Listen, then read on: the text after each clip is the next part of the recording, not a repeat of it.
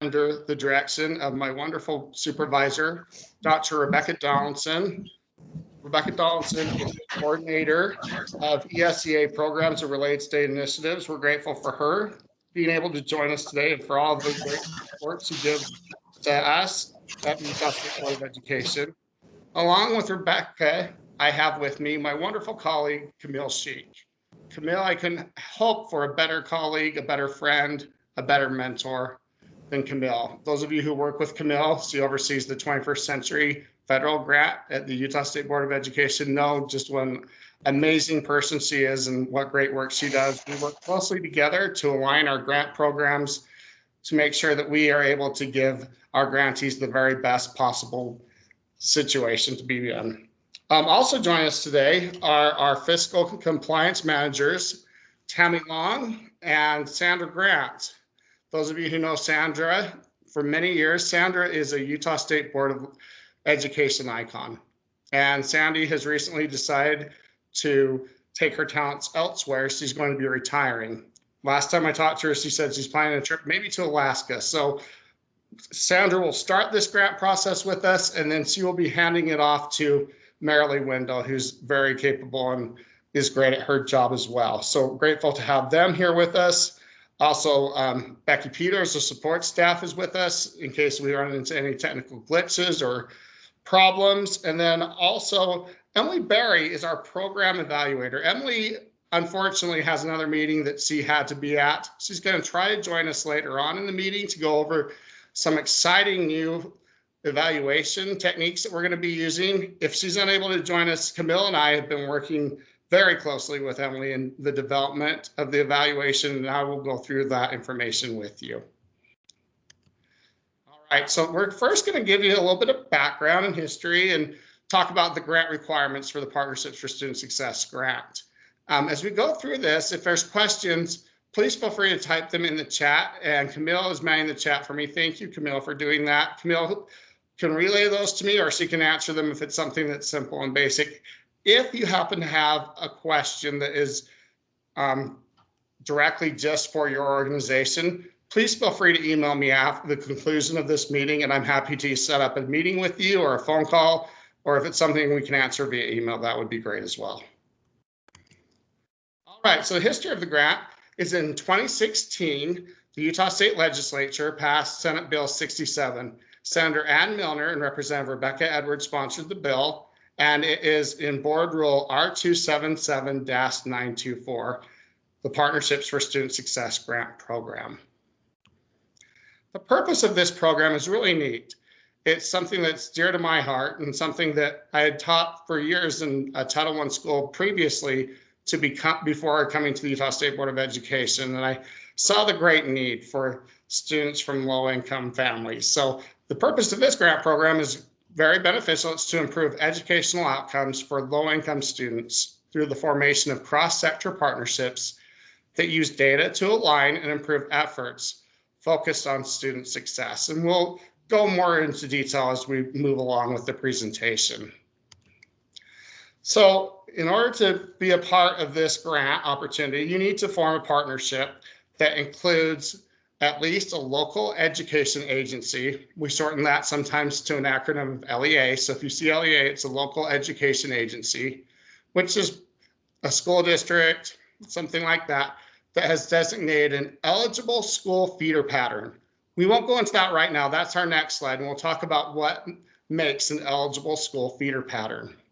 A local nonprofit organization, a private business, a municipality or county in which the eligible school feeder pattern is located, an institution of higher education within the state, a state or local government agency that provides services to students attending schools within the eligible feeder pattern, a local philanthropic organization, a local healthcare organization, a designated local education agency or local nonprofit organization to act as the lead applicant.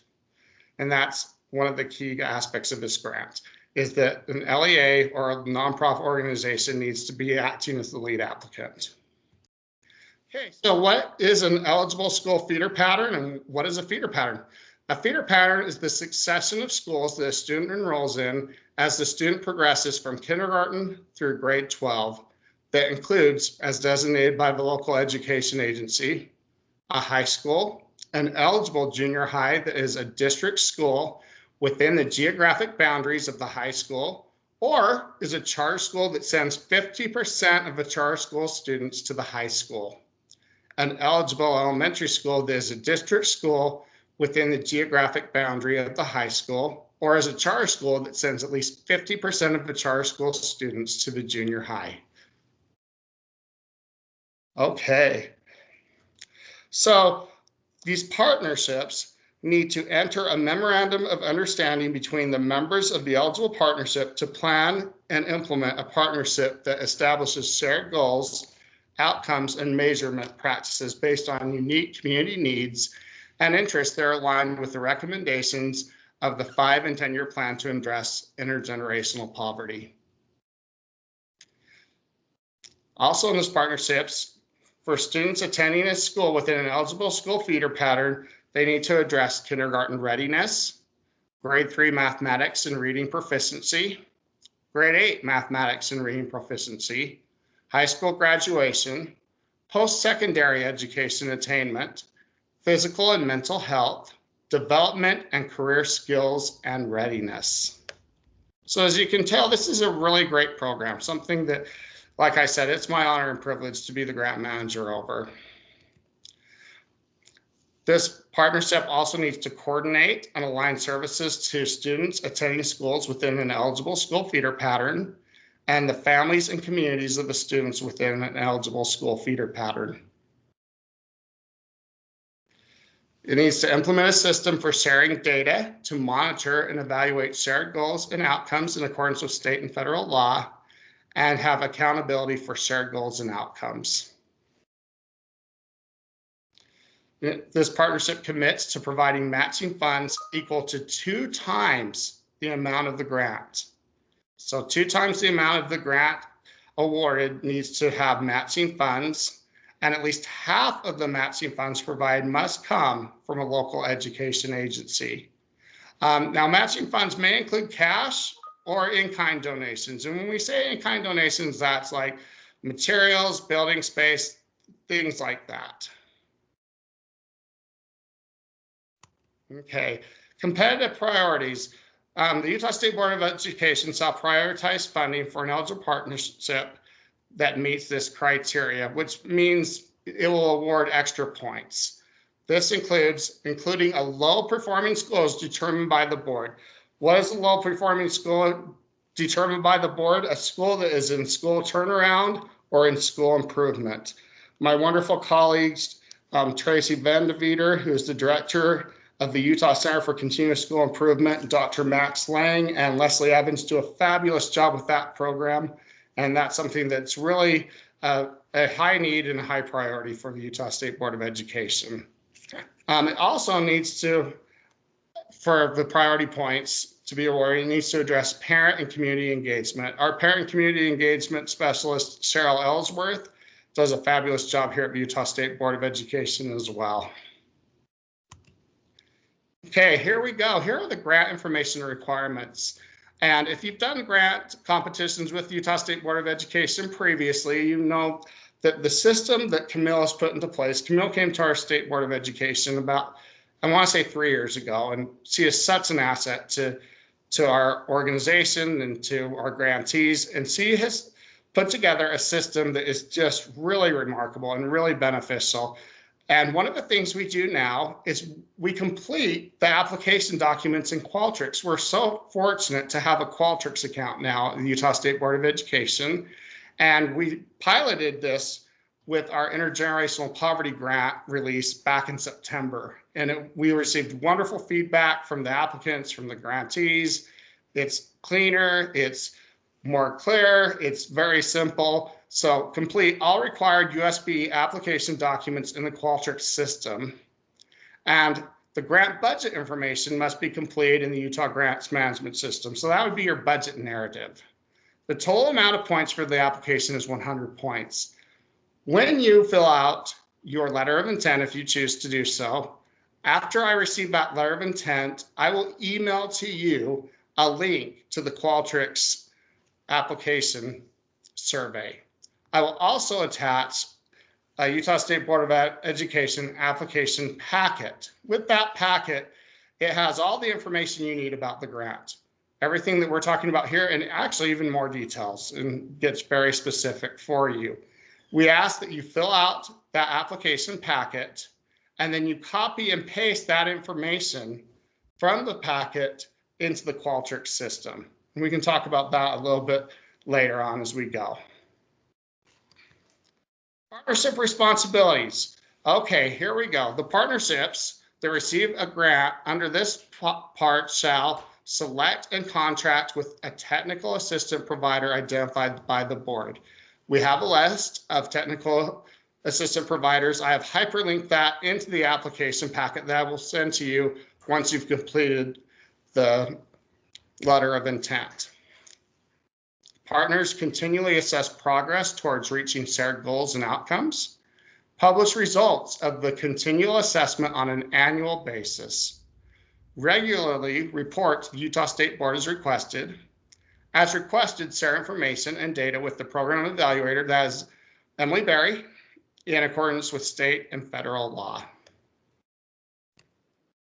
One of the key aspects of this grant is collective impact. Collective impact is the practice of bringing people from different organizations together in a structured way to achieve social change. Some of the key components of collective impact include having a common agenda, shared measurement for continuous improvement, mutually reinforcing activities, continuous communication, and creating a strong backbone organization. Technical assistance providers. The Utah State Board of Education will select 2 or more technical assistant providers, which the partnerships may select to assist the partnership in establishing shared goals, outcomes, and measurement practices, creating the capabilities to achieve shared goals and outcomes that may include providing leadership development training to members of the partnership, using data to align and improve efforts focused on student success. And once again, the link to the technical assistance providers is in your application packet that will be sent to you once you've completed the letter of intent. Okay, eligible expenses. This grant is a little bit different. This is not a direct service grant. It's meant to support infrastructure.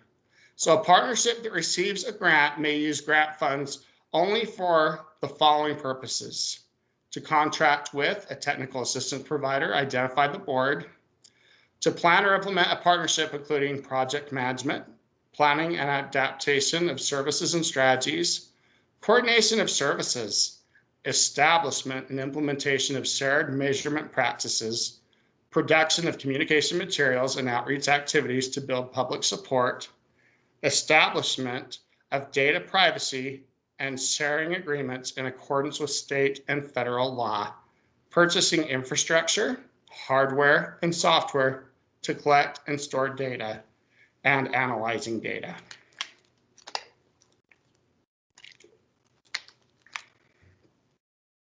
Board interventions. The board shall establish interventions for a partnership that fails to comply with the requirements of the grant and is not making progress towards reaching the shared goals and outcomes established by the partnership in the approved application. These interventions may include the reduction or discontinuation of grant funds. This is something that rarely has happened. It's never happened while I've been here overseeing the grant. We've always had grantees. The expectations are very clear in your application packet, and in the application itself are the program assurances, those things that you are required to fulfill as a grantee of the Partnerships for Student Success grant. Okay, evaluation. We're at Emily Berry. Camille, is Emily Berry on with us? Have you seen Emily yet? I don't believe she's on. Okay, do we have any questions in the chat before we move on to the evaluation? And maybe we can wait and see if she joins. If not, we can go forward. I think we've answered the questions in the chat, just asking if the project needs to cover all of those different outcome areas, which yes, it does. And then requesting a copy of the PowerPoint. Yes, I will send you a link to the PowerPoint at the conclusion of our meeting. So thank you very much, Camille. Camille, as always, is just a fabulous colleague to have. I really appreciate her. I'm going to move on with the evaluation. A little bit of background. Our evaluation was recently pulled internally. It used to be an external evaluation. Under our guidance of our leadership, they decided that the evaluation would be best served to be run internally so that we can align it with our other grant evaluation programs. It also allows us to have more frequent communication with Emily as she is housed at the Utah State Board of Education. And so we're grateful that Emily's on board. And so I'll show you what we've been talking about with Emily. So these are some exciting and great things that are going to happen. The purpose of the evaluation is to comply with Utah Code 53F-5-405, which is the Partnerships for Student Success Grant Program. And as you can see, the program measures are 3rd grade reading, 8th grade mathematics, high school graduation. The targeted outcomes are kindergarten readiness, grade 3 mathematics, grade 3 reading proficiency, grade 8 mathematics, grade 8 reading proficiency, high school graduation, post-secondary education attainment, physical and mental health, career readiness skills. This evaluation is challenged to provide a grant-wide evaluation which reports on requirements listed in Utah Code, partnerships program measures, and grant target outcomes. As you can see here, Emily has put in for us the Utah Code for public education system for the Partnerships for Student Success grant program. In your application packet that I will send out once you've completed your letter of intent is a link to both the legislation and the Utah Code for the Partnerships for Student Success grant program. I highly recommend you looking through both of those and reading them, paying attention to what is required. The evaluation requirements goals are as follows. Establish clear goals and targets through logic models that identify grant program measures and target outcomes. Ensure partnerships meet regularly, communicate authentically, and share data. Create partnerships that implement initiative monitoring, self-evaluation, and self-ratings. Increase Utah State Board of Education feedback to partnerships, and increase student outcomes. The evaluation plans and requirements are to create a grant cycle logic model that incorporates all of the grants program measures and target outcomes while identifying partners and implementation initiatives, clear goals with outcome targets, identifies monitoring outcome data, complete the mid-year report, which is annually December and January, and complete the end of year report, which is annually the end of the year, complete the evaluation worksheet, partnership performs self-evaluations and ratings to measure progress. Partners complete partnership survey annually in late spring. The Utah State Board of Education reviews end of year reports and provides feedback to the partnerships annually in late spring. And the grant partnerships meeting to review evaluation worksheets and provide opportunities for grant highlights, areas of improvement and collaboration annually late spring and summer. And Emily will have more information on that as we go forward and once we've awarded grantees. So those are what we've been talking about. Like I said, Camille and I have been working with Emily on establishing a really great evaluation. We're excited to move forward with this evaluation. Our timeline. Applications actually opened yesterday. They are in Utah Grants right now. If you filled out your letter of intent, you should have received an email from me with a link to the Qualtrics survey with the application questions and attached the application packet. We do ask, just for your own benefit, to please fill out the application packet first and then copy and paste your answers into the Qualtrics survey. The required letter of intent is due on April 5th, 2021. So we have a little bit of time for you to think it over, to do some research and to see if it is something that would benefit you and your organization. Applications close April 23rd, 2021. And then we have our grant award notification where recipients will be announced the week of May 17th, 2021. Now, due to the pandemic, and I think we're all aware of the situation that each of us are in, this timeline is subject to change. This is something that could need to be adjusted as we go forward. Hopefully not. We hope to keep to this timeline, and we've been successful before, but just as a caveat to make sure you're aware that this is something that could potentially change. Let me see here. I'm going to try to get us to the Qualtrics link. If you could just stay patient with me here. I'm going to navigate this wonderful system we have that I'm so grateful we have. I'm going to stop sharing for just a moment.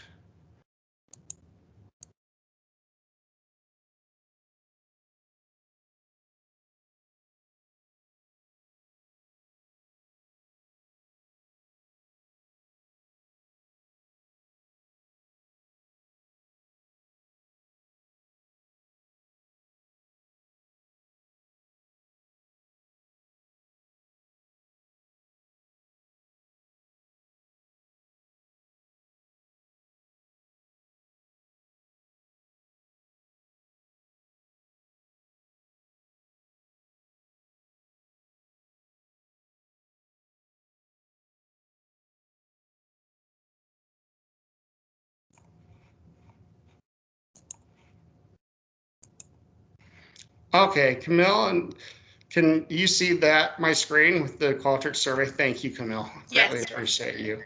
Yeah. Okay, I'm just going to show you.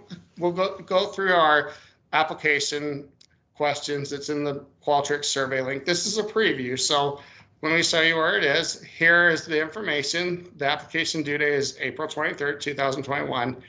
If you ever need anything from me, if you just want to talk about the program, I love talking about it.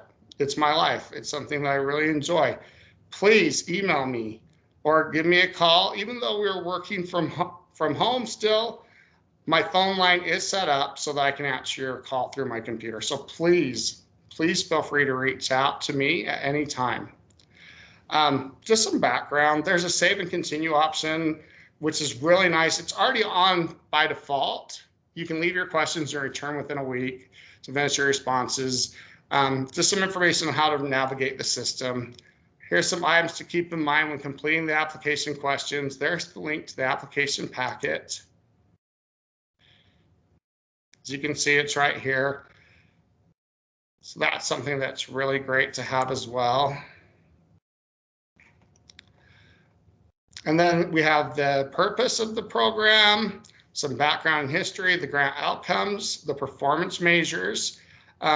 This grant adapted some performance measures last year at the Public Education Appropriations meeting. And here they are, third grade reading. The target is 55% for percent of students proficient in English language arts. 8th grade mathematics, percent of students proficient in mathematics, the target is 24%. High school graduation rates, and percent of students who graduated from high school, which is the target of 86%. There's some more information about the funding. And if you see down here, there's the arrow. This is what you click to move forward. There's the program assurances that I was talking about. These are the grant requirements that you must comply with.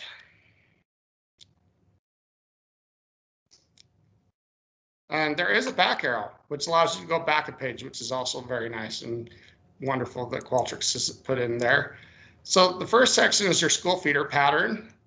Talks about the eligibility and the stuff we've already covered, so I won't go into that. Here you just type in the name of the school and the percent eligible for free or reduced lunch. And just asking to make sure that there's at least one elementary, one junior high that have 50% or more of their students receiving free and reduced lunch. Okay, the second section is funding priorities. These are those additional points you can earn, including a low performing school is determined by the Utah State Board of Education. Schools that are in school improvement or school turnaround. Addresses community and parent engagement. These are simple yes, no. So, and these are all or nothing points. They're not partially going to be scored partially. The way we score these points is we have a committee of experts that come in and they read your grant. It's read by 3 to 4 people, and then they score the grant. So as you're writing your grant, you want to keep in mind that you're looking at the questions as well as the scoring rubric to see that you're making sure you're hitting all those key points. The needs assessment is an important piece of this. As you can see there, this gives you some area to write in your response. There's the rubric, the scoring rubric. It tells you exactly what we're looking at. Program design, explain your program. Once again, there's the rubric. Educational outcomes, explain how the planned cross-sector partnerships will improve educational outcomes for low-income students. Program evaluation, how you're going to evaluate your program. Once again, that rubric's so key to really look at what we're looking for. Partnership data commitment.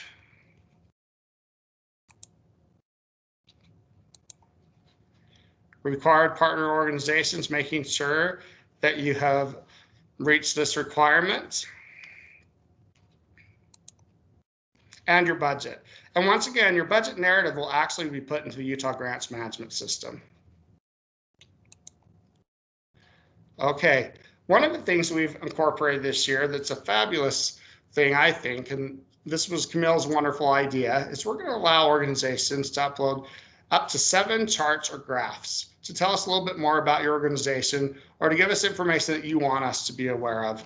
So you can just drag and drop files right here as well. And once again, this is not required. This is totally optional. And the great thing about this is at the end, you will get a summary of your responses to download it to a PDF and you can print off for your records. And it has everything here. So something that we're very excited about. Okay. Let me see if I can get back to my screen. I think I am ready to stop sharing. Okay. And that is our presentation today. So like I said earlier, if you have any questions specific to your organization, please email those directly to me. I'm happy to set up a meeting with you or your organization if that's necessary, or a phone call if that is something that you would prefer as well. Once again, thank you to my wonderful colleagues, my supervisor, Dr. Rebecca Donaldson, Camille Sheik, Sandra Grant, Tammy Long, and everyone else. Thank you so much for being in attendance today, and have a great rest of your Friday. Do we have time to ask some questions? Sure. Thank you. So one of my questions is in regard to how you all are defining schools and school improvement. I understand turnaround, and I assume that includes state turnaround schools and CSI schools. Are there other like TSI schools that also you could get the extra points for? How are you defining school improvement? Yes, any of those schools that are listed in school improvement. So CSI, TSI, all of those schools would be eligible. Okay. Thank you, Taryn. Taryn, it's good to see you. You too, Robert. Thank you for being here. The other question I had is related to the references to intergenerational poverty. Yes. In the grant, and I'm wondering if you could, I know there's an intergenerational poverty grant that you also manage and support, and I just wanted to know, I'm seeing that reference in this document as well, and how that relates. It relates because this is for students of low-income families, like we talked about at the beginning. So at the Department of Workforce Services, they have a web page for their generational poverty grant, Taryn, that I can direct you to, that has information, has the 5 and 10 year plan on there as well. Okay, great, thanks. How many applications do I anticipate receiving? Not really sure right now. The letter of intent was filled out by quite a few organizations. So, you know, we'll wait and see, but yeah, it should be fairly competitive this time around for sure, which we're excited about. Did I miss a question? Yes, Camille. Sorry, I just wanted, I know there's a couple other questions in the chat box, just to remind everyone that there is a 10,000 character limit for each of the narrative questions. And Qualtrics will count how much, where you are with that. So it'll update you, like, you only have 3 characters remaining. And also there is, you can upload up to 7 charts, tables, documents. I know there's some feedback that to increase that number of charts or documents. So Robert and I will take that back to our team and discuss that possibility and update everyone. If I don't know how many more would be needed, but we definitely can take that in and see. And it also, it allows you to upload documents. So you could include multiple charts or tables in one document. So we were trying to align, because for the 21st Century Grant, this is something that we're going to allow. It's kind of a new thing for 21st Century. So we wanted to align with partnership grants, but you can upload on one document multiple charts. So, but we will definitely take that into consideration. And Robert, there was a question from Michelle from Canyons. Would this only be for new feeders, or could you apply to add new schools in the current feeder pattern already funded? So Michelle, thank you. Michelle is part of this is our 3rd cohort of funding. Michelle is part of our 2nd cohort, which will expire next fiscal year. So let me just reread your question, Michelle. Thank you for being here. Would this only be for new feeders, or could you apply to add new schools in the current feeder pattern already funded? Let me think about that, Michelle, and discuss that, and I will get back to you. Is that okay, Michelle? Oh yeah, no, that's completely fine. We just are questioning. We've got lots of other schools in our current feeder that we could support, but we just didn't know if this would be only for a brand new feeder or not. So yeah, feel free to get back to Karen or I on that. Not a problem at all. Wonderful. Thank you, Michelle. Thanks for being here. Hope you're doing well. And Robert and Tammy Long, do we know when we'll have the total amount available that we can grant out? Do we have a date for that so we can let applicants know? We have that number. I received that from Kathy Olson, our financial operations staff. The number is $2,831,280. And Robert, in the application packet, it says that like grant allocations will be based on the budget submitted. Is there a cap like there was in the earlier rounds? I mean, a maximum budget? No, there's not, but please be aware that we do reserve the right to not award full amounts. We could partially award funding. So great. That's just something to keep in mind. And we will double check on the cap. I don't know what it says in code or board rule, but we will verify that. I remembering $500,000 being the cap, but I don't know if that was just something that's in board rule or the code, but we will double check that. Yeah, we'll get back to you, Scott. Thank you.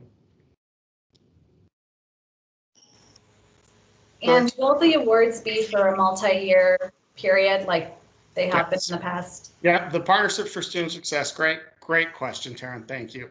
It is a 5-year grant cycle. So did you said 2 million, this is Tim Jackson, 2,800,000 or so.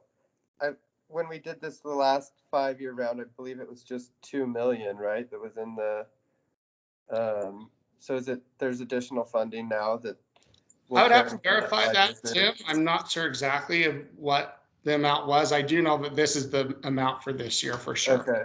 I did verify that with our staff. I have Sandra Grant on here with us, and Sandra, are you here? I am. Sandra, thank you. Sandra is going to talk about budgets and reimbursements. Go ahead, Sandra. I'm going to go ahead and mute, and you go right ahead. Okay, one of the things that you need to know about your budgets is that you need to explain them. And you can change your budget once the grant is approved if you get it pre-approved by Robert. And if you're changing more than 10% in any line item, those need to be pre-approved before you can do that. So make sure that it aligns with your grant application and things are in order. And I know Robert had a slide about things that were not allowable, but let's talk about food for a minute. You can do meetings with your partners that include food if, number one, there's at least 10 people in attendance. you have a formal agenda, and you have a sign-in sheet for those people that attend, and it is at least 4 hours. And if that happens, then that is an approvable expense. So just be aware that those 4 things have to happen in order for it to get approved. Also remember that when you turn in your budget requests, your reimbursement requests, you need to include information about who you're paying. You need to include information about what you purchased, if you traveled, all of those things. You've got to have that documented, and because we will ask you for that documentation. So just kind of be aware of that will happen. Also, what's critical with this particular grant is that because it's a state grant, then the legislature looks very closely about how you're spending your money. And if it looks like people are not spending their money, it is a good chance that the amount of award can be reduced. It can be that any carryover from one year to the next can be swept. There's no guarantee that the money that you have in your first application will carry over to the second year. So be aware that you need to spend that money appropriately. It's possible that carryover will continue. It's possible that it won't continue. So please be aware of that and request your money at least 4 times a year. Monthly is better because it's more accurate, but at least 4 times. So just kind of be aware of those things. If you have any questions, please feel free to contact me. I will be glad to assist you in any way I can. Thank you. Thank you, Sandy. That's really helpful. And like Sandy said, we always welcome questions at any time. So please feel free to reach out to any one of us. I have another question regarding the technical assistance providers. I understand that they are offered and, grantees can work with them. Is it a requirement that we partner with a TA provider? It is a grant requirement, yes. Okay. Yeah. Thank you, Taryn. Are there any other questions before we conclude the meeting today? Hey, Robert, there's just a question about indirect costs for our universities, colleges, or community-based organizations. And I know that for our school districts, they have their, approved for this grant, you'll use unrestricted indirect costs. But for community-based organizations, we will need to check in about that for our like United Way or Utah Valley University. So we'll check in about that. I think the United Ways might have an approved rate, but we'll want to follow up around Utah Valley University and what that would be for this grant. So we will follow up, Greg. Yes, Greg, thank you. Great question. We will for sure follow up with that question. The other information that you need about indirect costs is that if you have an indirect cost, it is not guaranteed from one year to the next. So if your indirect cost rate changes, once you pass June 30th, then the new indirect cost rate will take effect, and it may change how you budget everything. So that's another reason to spend your money in the year it's allocated. Yep, great point, Sandy. And that's one of the things about this grant is we ask that you apply for the amount that you will spend. Like Sandy keeps saying, and like we keep trying to really make sure that you're aware of, that carryover funds is not something that we plan on having or hope to have. It's something that sometimes in a year like last year with the pandemic is understandable, but it's never guaranteed. It's just something that could be approved by the board or could be swept at any time. So please spend your funds and please apply for the amount of funding that you will need. Robert, can I ask one last question about the technical advisors? I see, following up on Greg's question about you becoming approved as the technical advisor. If we have questions about that, do we follow up with you individually? Is it possible that the list of technical advisors can be grown, or is it that list that you sent out earlier? It is the list that I sent out earlier. If you can follow up with me individually, Okay. then that would be ideal, Scott. I believe it's Scott, right? Yep. Sorry. Okay, thank you, Scott. Thank you very much. Mhm. I think with the technical assistance advisors, just thinking when I first came into my position and I was over the grant, I think that's always been a bit of a murky area that we will need to get additional guidance from, because originally they were going to go to our state board for approval, but we need to set up some parameters about what that would look like. So this is a great opportunity to discuss what that process could look like, and as Scott said, potentially growing that list of technical assistance providers. I know that, technical assistance for this grant is so critical to the success, really having that guidance. So we definitely are open to conversations if it would be allowable to expand that list. Absolutely. Well Thanks so said. much, Camille. Thank you.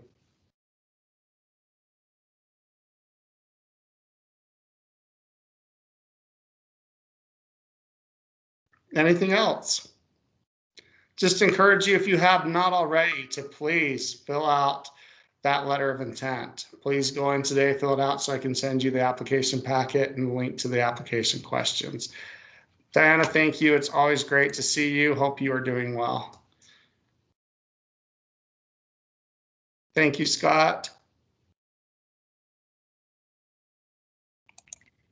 We just had one more question from Carol about the question. So yes, we will follow up with an email to everyone who participated and, people who submitted their letter of intent, so we can have a list of that. But we won't have a particular site. We'll send that out via email.